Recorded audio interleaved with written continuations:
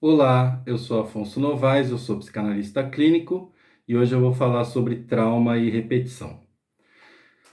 O trauma, ele pode ser entendido como um fato, uma ocorrência ou uma série de fatos ou ocorrências que não puderam ser assimilados, que não puderam ser digeridos, que não puderam ser associados a outras coisas e assim apaziguados na mente, na estrutura psíquica, né?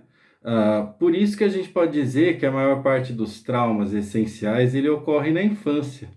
É justamente o período da vida do sujeito em que ele ainda não tem um repertório, né? Ele não tem possibilidades simbólicas de assimilar diversas coisas, né? Diversos acontecimentos que podem acontecer com ele ou ao seu redor. O trauma, ele pode, digamos assim, tanto ser gerado por uma ocorrência externa ou por algo interno, como por exemplo uma doença, né? Uma sensação. No trauma acontece uma separação, né? Uma fratura entre o fato, as imagens ligadas ao fato, né? Aquilo que é da sensação, né? Dos sentidos físicos, as representações ligadas ao fato, e o afeto ali sentido. E essa separação, ela tende a se repetir. Por isso que a gente fala que o trauma, ele está ligado à repetição. É como se fosse, digamos assim, uma paralisação, uma paralisia psíquica. O sujeito que sofre um trauma ou passa por uma sequência de situações traumáticas, ele tende inconscientemente a repetir atos, situações que o levem a algo parecido com aquilo que a situação traumática causou. A gente pode dar um exemplo, ou exemplo simples.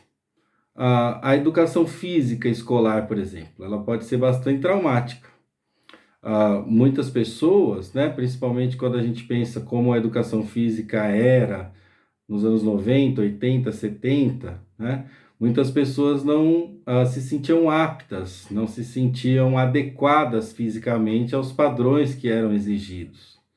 Então, uma exposição, né? O que o professor solicita ali que o aluno faça e o aluno não se sente capaz de fazê-lo, isso pode ser uma situação traumática.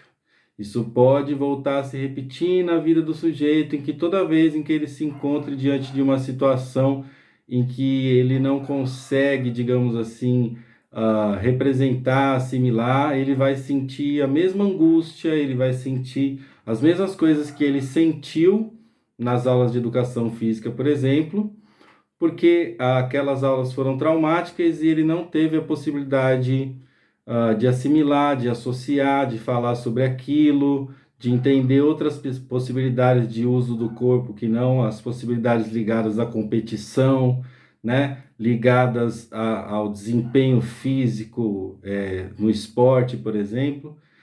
Então, como não houve o que a gente chama de sublimação, né? O que é sublimação na psicanálise? Sublime ação.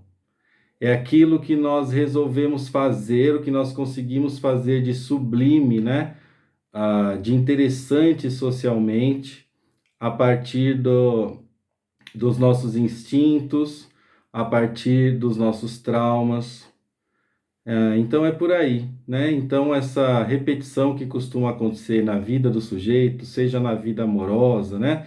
Muitas pessoas se queixam, sempre me ligo ao mesmo tipo de pessoas, ao mesmo tipo de relação tóxica, nunca consigo seguir numa atividade física, sempre acabo caindo nas mesmas repetições, nos meus hábitos alimentares, etc.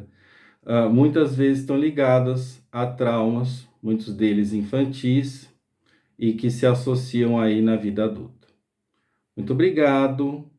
Se vocês estão com dúvidas, se vocês querem deixar comentários, podem fazê-lo aí nos comentários do YouTube. Até mais.